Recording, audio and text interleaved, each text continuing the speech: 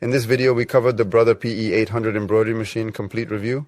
The Brother PE600 is a popular embroidery machine known for its ease of use and versatility. It is perfect for beginners and hobbyists looking for a quality machine to bring their embroidery designs to life.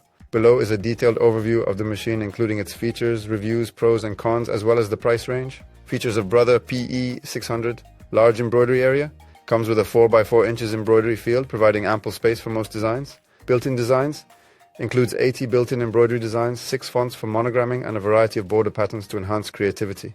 LCD touchscreen, a 3.2-inch color touchscreen allows easy access to designs, editing features, and previews before stitching. USB port lets you import your own designs via USB for greater customization. Auto threader. The automatic needle threader simplifies the threading process. Fast stitching. Embroidery speeds up to 400 stitches per minute for quick project completion. Editing features. Rotate, resize, and mirror designs directly on the screen for flexible customization. Review. The Brother PE600 is praised for its user-friendly features, making it a go-to machine for beginners while still providing sufficient capabilities for more experienced users. Its easy setup and intuitive interface earn high marks. However, some users mention limitations with the size of the embroidery field.